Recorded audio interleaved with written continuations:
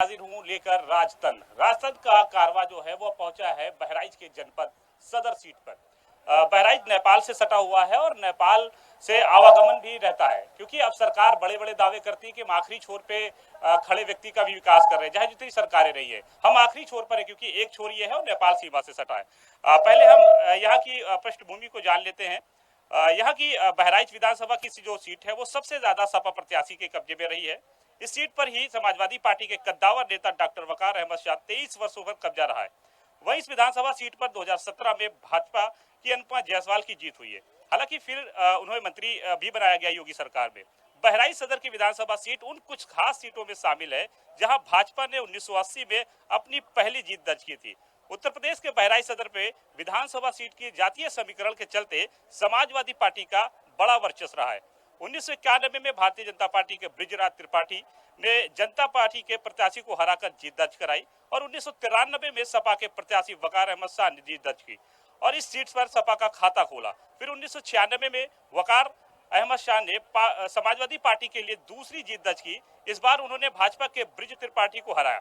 2022 में विधानसभा चुनाव में समाजवादी पार्टी के वकार अहमद शाह तीसरी बार विजय हुए और 2007 में भी वकार अहमद शाह का चौथी बार दर्ज कराई। हालांकि 2012 में वकार अहमद शाह ने पांचवी बार अखिलेश की लहर में कराई, लेकिन 2017 में मोदी और योगी की लहर में भारतीय जनता पार्टी के कब्जे में ये सीट चली गई और महिला प्रत्याशी अनुपमा जायसवाल की यहाँ पर जीत दर्ज हुई। हालांकि कई समीकरण यहाँ पर रहते हैं, लेकिन जो वोट फीसदी है वो उसकी वजह से समाजवादी पार्टी का ये गढ़ भी माना जाता है। हालांकि अगर हम इसकी बात करें तो घाघरा से सटा हुआ नेपाल का जब पानी छोड़ा जाता है तो प्रभावित भी होता है। बहराइच हुआ, बाराबंकी हुआ, नानपारा हुआ, ये तमाम जो क्षेत्र है वो कहीं ना कहीं प्रभावित होती है और ये निश्चित तौर पे यहाँ के जेन्युइन मुद्दे भी बहुत है। पहले हम अपने मेहमानों से आपको रूबरू करा देते हैं। बीजेपी से संतोष त्रिपाठी जी हैं, बहुत बहुत स्वागत है आपका। सपा से जफरुल्लाह बंटी जी हैं, बीएसपी से मलिक फैसल हैं और कांग्रेस से हसन इश्तियाक जी, आप सभी का बहुत बहुत स्वागत है। पहले हम बात कर लेते हैं भारतीय जनता पार्टी, क्योंकि भारतीय जनता पार्टी की दोनों संघा सरकारें केंद्र में भी और राज्य में भी। अब उन्होंने कितना काम कराया है और बहराइच में कितना काम हुआ है, पहला सवाल आपसे।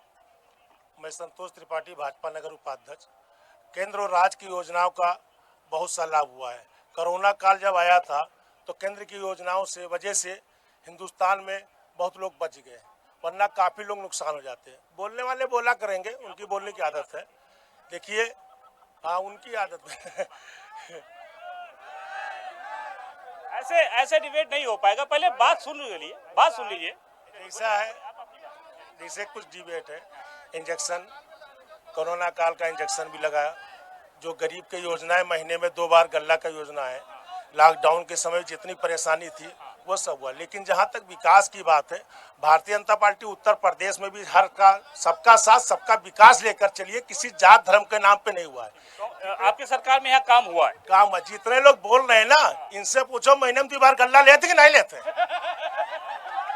हाँ, लेते हैं। इनसे पूछो कि आवासों लेते कि नहीं लेते। लेकिन कारण का है, बहराइच की सरजमी जो है ये हिंदू मुस्लिम एकता की प्रतीक है, लेकिन जो मेढक होते हैं समाजवादी पार्टी कितनी सहमत इनकी बात? नहीं, इनकी किस बात पर आप हमसे पूछना चाह रहे हैं? कोरोना काल की बात या डबल इंजन सरकार की बात या टोटल कोरोना में जो परेशानियां आई, जो दिक्कतें आई हिंदुस्तान के पूरे अवाम को, हम किस पर बोले? इतना कुछ बोला जा चुका है कि भारतीय जनता पार्टी के पास अब कोई जवाब नहीं है। कोरोना में जो हुआ है वो पूरी दुनिया ने देखा, कितना बेबस और कितना लाचार हो गया था हिंदुस्तान का आदमी कि ये डबल इंजन की सरकार उनको सवारी तक मुहैया नहीं करा पाई थी। और जो ये गल्ला देने की बात कर रहे हैं, तो ये गल्ला कितने दिन से दे रहे हैं? चुनाव आया है तो आपने फ्री गल्ला छोड़ दिया। ये तो गरीबों का बहुत बड़ा अपमान है कि आप उनको स्वावलंबी नहीं बना पाए, आप उनको आत्मनिर्भर नहीं बना पाए और आप उनको मुफ्त में गल्ला दे रहे हैं, वो भी मार्च तक। उसके बाद उनका कौन भरोसा होगा? बसपा से जी सर, त्रिपाठी जी की बात अभी जो आप कर रहे थे, त्रिपाठी जो कह रहे थे कि हमने विकास किया है। आप बताइए, सत्ता में आते हैं कि रोजगार देंगे, हम 2 करोड़ रोजगार हर साल देंगे, ठीक है ना? पूरा फर्जीवाड़ा रहा। युवा परेशान था और जिस गंगा के पानी से आज लोग मतलब वजू करना चाहते हैं, उस गंगा में लाशें तैर रही थी इस कोरोना काल में, और ये आज कह रहे हैं कि हमने कोरोना काल में लोगों के लिए काम किया है। आप बताइए, और जो राशन देने की बात चल रही है सर, आप दो बार राशन देंगे दिन में, किसी का आप नमक खिला करके उसको वोट लेना चाहते हैं? आपने कौन सा एहसान किया है? आपने उनका वोट लिया था, आपने वोट के नाम पे उनको राशन देना चाहते हैं? सिर्फ और सिर्फ छलावा किया है जनता के साथ, बहराइच के साथ खास तौर से इन्होंने छलावा किया है, बहराइच की जनता का अपमान किया इन लोगों ने। सिर्फ कांग्रेस से भी ले लेते जी हाँ सर, ये जो विकास की बात कही इन्होंने कि चावल जो है 10 किलो मिलता 12 किलो, मनमोहन सिंह की सरकार में 2 रुपए किलो गेहूं, 3 रुपए किलो चावल, 30 किलो मिलता था कि गरीब किसान और गृहिणी को, और वो खत्म कर दिया भाजपा ने। आज वो दिखा रही चुनावी ससबाग दे रही है कि 10 किलो चावल दे रहे हैं हम, इसमें क्या है विकास की बात कि बहुत से बहराइच के अंदर जाए तो करीब 1800 आदमी खत्म होंगे जनपद के अंदर, जिनकी क्रियाक्रम नहीं हुई, ऐसे पटवा दिया। और यहाँ के प्रशासन ने और प्रदेश की हुकूमत ने आजकल जो भी श्रद्धांजलि लोग नहीं दे पाए, ऐसे बेगवा दिया, उसको लावारिस लाश में दफना दिया गया।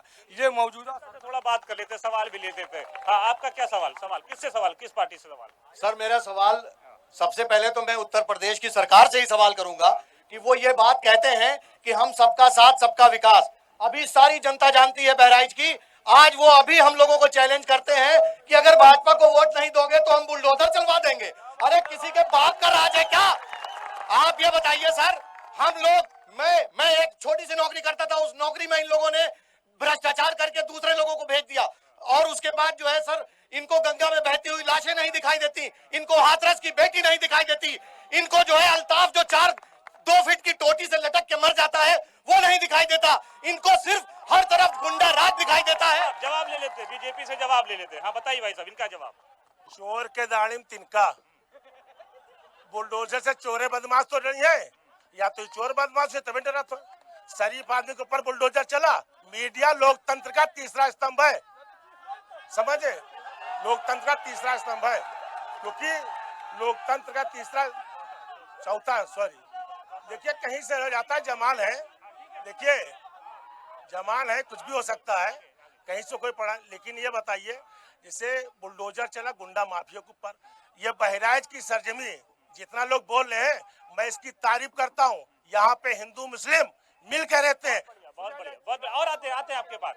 चलिए, किस मुद्दों को लेकर यहाँ बहराइच की जनता किस मुद्दों को लेकर यहाँ पर वोट करेगी? यहाँ पे रोजगार के लिए वोट करेगी जनता।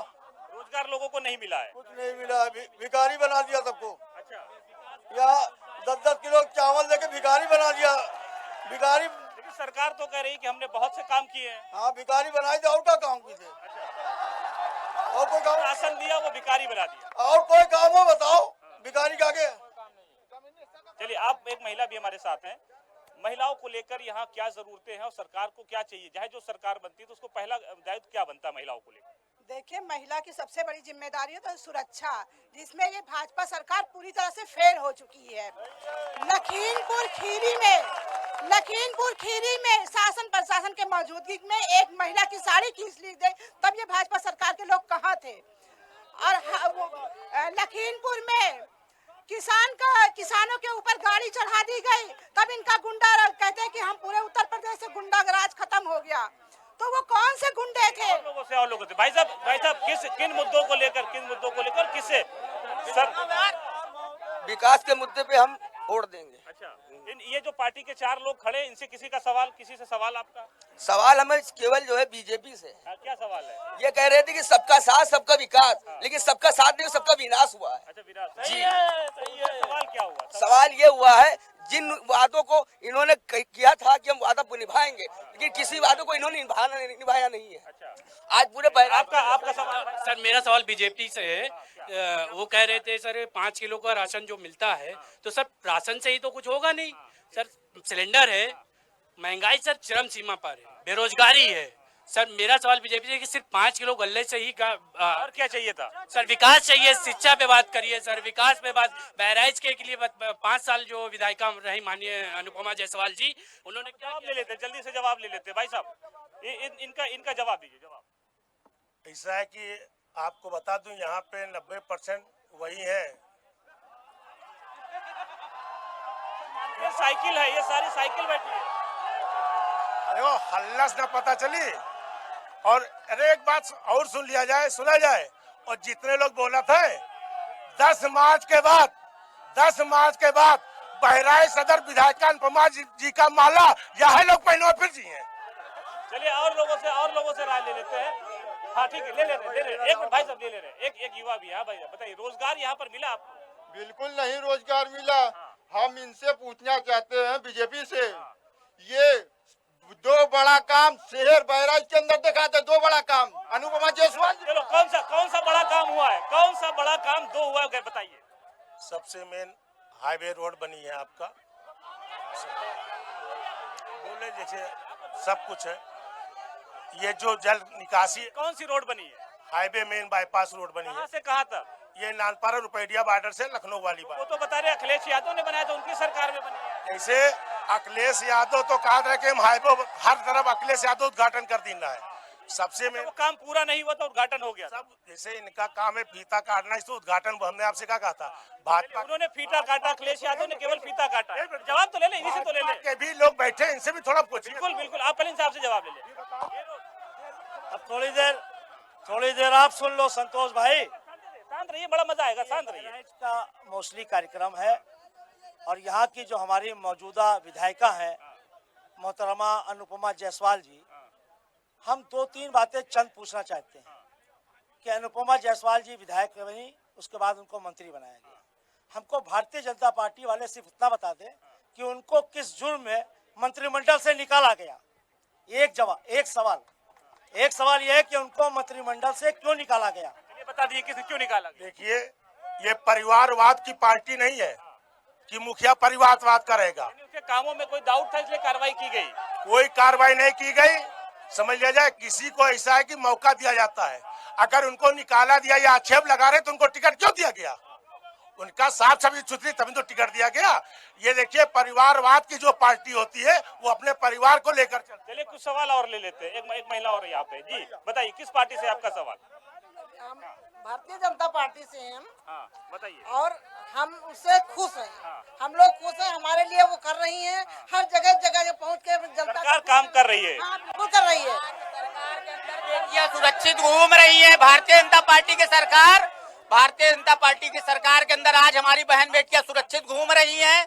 आज जो है घर में जो है राशन मिल रहा है, कोई आदमी भूखा नहीं मर रहा है। भैया, भाजपा सरकार ने गरीबों के लिए काम किया है, मजलूमों के लिए काम किया है, जरूरतमंदों के लिए काम किया है। इससे वही लोग परेशान हैं जो गुंडे थे, जो माफिया थे, जो जिनकी अब मनमानी नहीं चल रही है, उन्हीं लोगों को परेशानी होती है। मैं भैया मैं इनके प्रत्याशी यासिर शाह जी से पूछना चाहता हूँ, विकास पुरुष जिन्होंने मटेरा में 5 साल इतना विकास किया कि उनसे भागना पड़ा, उनको मटेरा छोड़ के भागना पड़ा। मटेरा की जनता उनको ढूंढ रही है।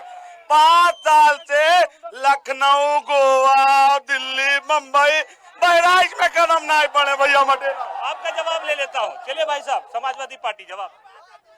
कि ये पार्टी के राष्ट्रीय अध्यक्ष का आदेश होता है, निर्देश होता है कि कौन सा कैंडिडेट कहाँ लड़ेगा। बहराइच की सीट को सबक सिखाने के लिए भाजपा प्रत्याशी को यासिर शाह को अखिलेश यादव ने बहराइच उतारा है और उनकी पत्नी को मटेरा उतारा है। नंबर 1, आज बहराइच में जो विकास हुआ है, जैसे पूरे प्रदेश में भाजपा के प्रत्याशियों का खदेड़ा हो रहा है, उसी तरह अनुपमा जायसवाल को भी लोग बैनर लेकर रास्ता बंद करके खड़े हो गए। इधर आते हैं, इधर भी कुछ पब्लिक बैठी है। हाँ भाई साहब बताइए, मुसलमानों के लिए यहाँ सरकार ने क्या काम किया? देखिए, मेरा सवाल जो है समाजवादी पार्टी के प्रवक्ता से बहुत बढ़िया, बताइए। एक सवाल ये है कि अखिलेश यादव जी ने बोला है कि मैं 25 लाख रुपए किसान जो मर गए हैं उनको दूंगा।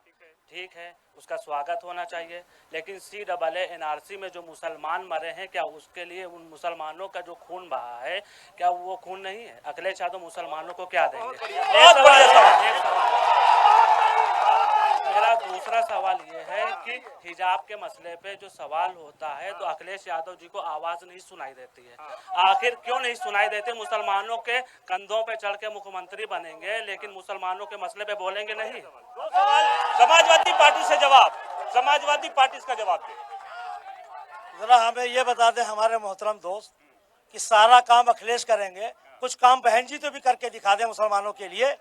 जब चुनाव होता है और चुनाव के बाद ये इतिहास गवाह है कि जब चुनाव समाप्त हो जाता है तो आपकी बहन जी हमेशा मुसलमानों को कसूरवार ठहराती है। जी का सवाल का जवाब वो देंगे। उनका सवाल अखिलेश यादव से है। वो भी तो कुछ ऐलान, उनका काम है, वो करेंगी।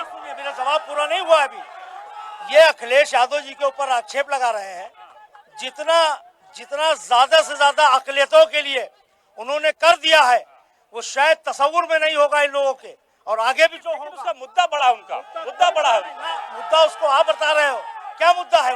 वो कह रहे हैं कि भाई मुसलमानों के कंधे पे अखिलेश यादव मुख्यमंत्री बनना चाह रहे हैं, लेकिन जो एनआरसी में लोग मरे किसानों को मुआवजा दे रहे हैं, उनको क्यों नहीं देने का ऐलान किया गया? मैं बता रहा हूँ, मुसलमानों को सर्टिफिकेट इनसे लेने की जरूरत नहीं है। जिनके बाइलॉज में लिखा हुआ है कि कोई मुस्लिम बहुजन समाज पार्टी में जिलाध्यक्ष नहीं हो सकता। ये कितना बड़ा अपमान है मुसलमानों का, कितना बड़ा अपमान है मुसलमानों का। जल्दी बताइएगा। देखिए बंटी भाई बिल्कुल वैसी बात कर रहे हैं कि बायलॉज में अगर बात की जाए तो इनके भी जिला अध्यक्षों की यादों की लिस्ट बनी रहती है, ठीक है ना। और दूसरी बात सर बताऊं मैं आपकी, दूसरी गिनती पे मतलब ये गिना सकते हैं, मतलब गिनती पे ही है। 400 विधानसभा में 40 इनके भाई जिला अध्यक्ष मुसलमान, ठीक है ना। और सुनिए, अरे जिले की बात होती है, प्रदेश की बात कर रहा हूँ, पूरे प्रदेश की बात कर रहा हूँ। और सुनिए मेरी बात, और सुनिए। बंटी भाई जो कह रहे हैं ना कि मायावती जी भाग जाती है, मुसलमानों को निराश करती हैं, ये बता दें कि मायावती की सरकार में कितने दंगे हुए, बस सिर्फ मुझे बता दें बस। और वही समाजवादी पार्टी का दंगा, देखिए ऐसा है ना कि दंगे कराने वाले आज पार्टी में है, सरकार में है, इसलिए दंगे नहीं हो रहे हैं। और वो दो बार ये सुनो, दंगे के बाद तब तो बुलडोजर के लोग नाम लेते हैं। जितने दंगैया मैंने तो बुलडोजर चला है, सब पे तो नहीं चला बुलडोजर। और सुनो, ये बुआ बबुआ जोड़ी जिंदगी 10-10 साल सब नहीं है। अब ये नहीं है, ये मुसलमान को छलने का काम किया है और भाजपा ने मुसलमान को विकास का काम किया है। चलिए अब ले लेते हैं। आपसे भी गठबंधन था, आपसे भी गठबंधन सपा का था, बसपा गठबंधन कभी था हमारा कि ये सांप्रदायिक ताकतों के खिलाफ गठबंधन था।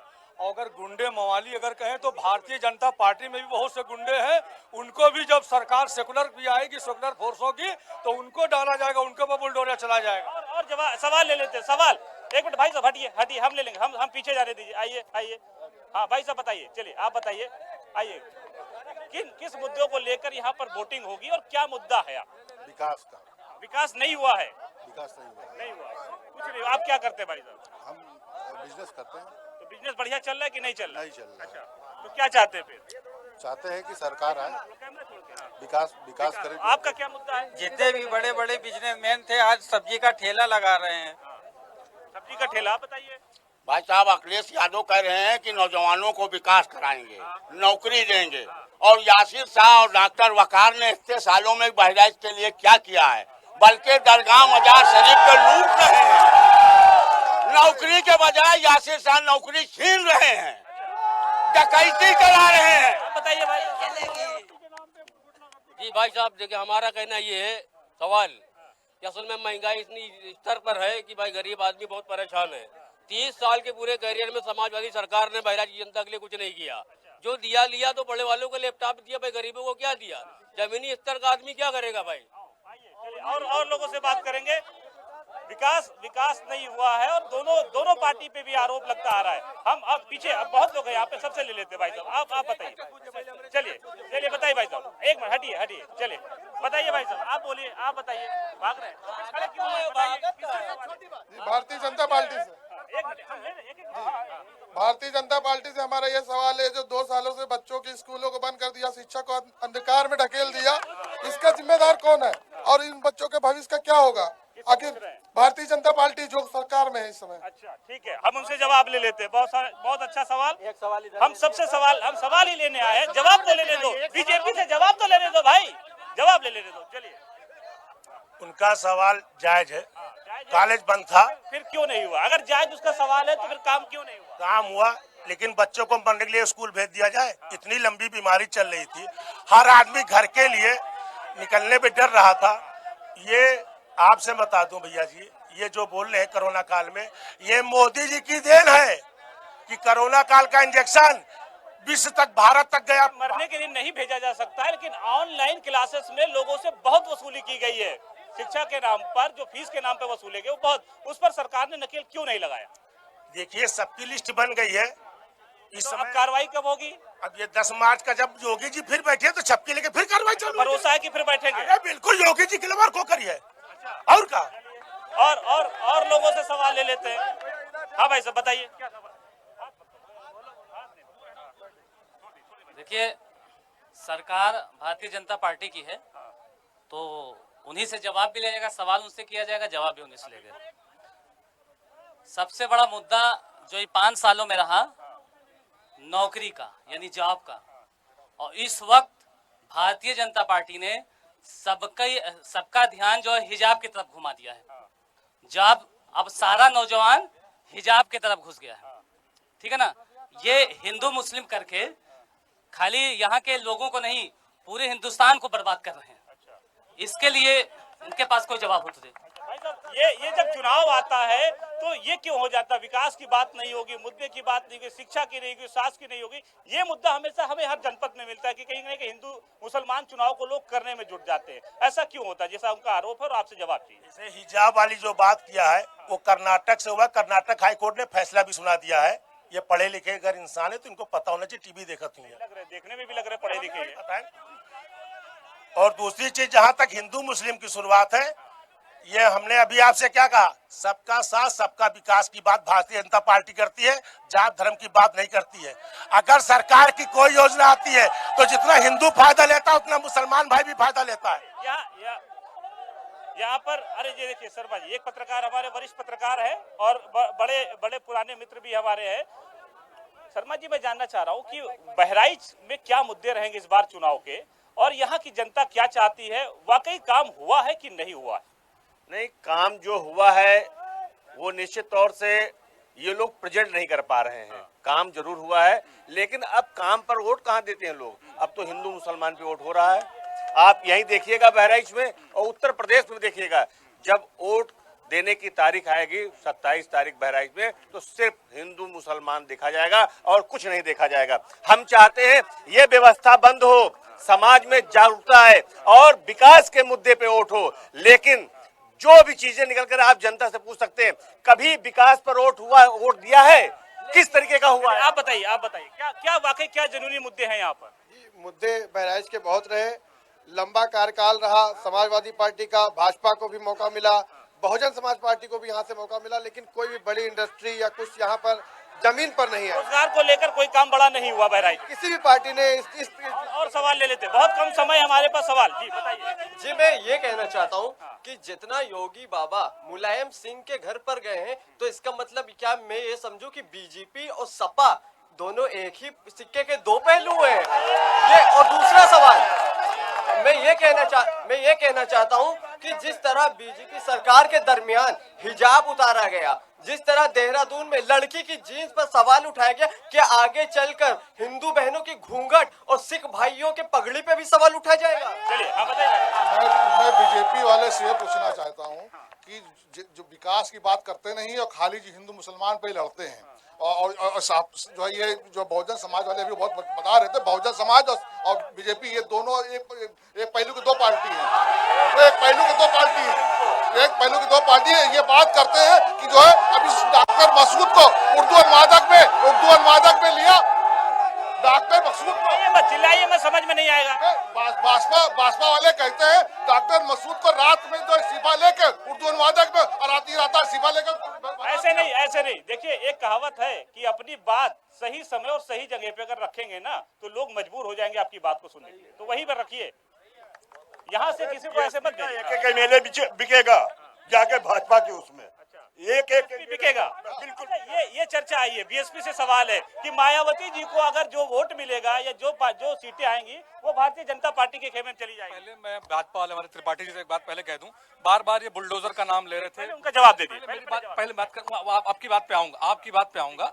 जो बुलडोजर कह रहे थे, बुलडोजर सरकार किस पे चलाई आपने? बुलडोजर जो चलाया है पर्टिकुलर कम्युनिटी के खिलाफ चलाया है, ठीक है ना, एक समाज के खिलाफ चलाया है। इनका टोनी जो मिश्रा जी जो थे, वो जो चलाते हैं किसानों के ऊपर थार चलाते हैं, कोई बुलडोजर नहीं चला उसके ऊपर, ना उसकी सरकार ना उसकी मंत्रालय जाता है। क्योंकि इनके प्रधान के सरकार है मंत्री। उनका जवाब दे दिए। बसपा की जो सीटें आएंगी वो भाजपा में जाएगी। उनकी क्या गारंटी है? वो आज अगर वो कैसे किस बेस पे कह रहे हैं कि चली जाएगी? वो खामखा की बातें कर रहे हैं, ठीक है ना, उनके पास कोई जवाब नहीं है।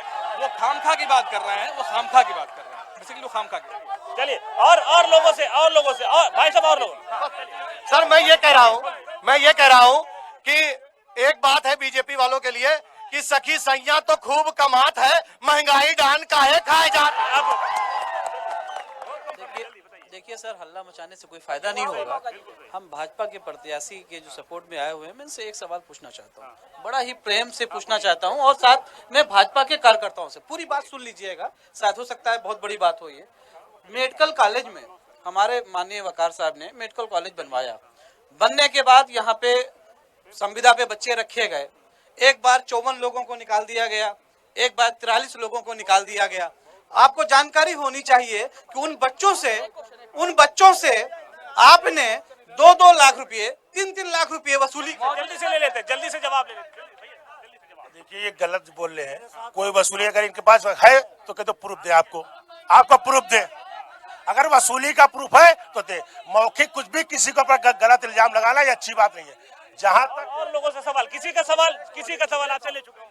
एक्चुअली ये पूछना है सर, महिला अभी सशक्तिकरण की बात हो रही थी और महिलाओं के आरक्षण की बात हो रही कि हमने महिलाओं के लिए बहुत सारे काम करे, पर अभी जो हम एनसीआरबी का डेटा देख रहे हैं उसके अंदर करीब 6 लाख केसेस बढ़ के आ चुके हैं कोविड को लेकर। एनसीआरबी के डेटे के बाद जो महिला सुरक्षा की बात हो रही है, महिला सुरक्षा पे सवाल उठाए। माननीय विधायिका जी से सवाल है कि वो शिक्षा मंत्री रही, यहाँ कोई नहीं भाई साहब, उनके प्रवक्ता तो मौजूद हैं, उनसे सवाल ये है कि वो शिक्षा मंत्री रही और आज की बहराइच की शिक्षा व्यवस्था कैसी है, बहराइच के साथ साथ पूरे प्रदेश की शिक्षा व्यवस्था कैसी है, उसका जवाब दीजिए। शिक्षा की सवाल पे जल्दी बता दीजिए, मैं प्राइमरी स्कूल जाकर देख ले कि वहाँ पे सारी व्यवस्था हो गई है, बच्चे कैसे जाते हैं कैसे पढ़ते हैं, लेकिन जिनके आंखें का क्या बताइए।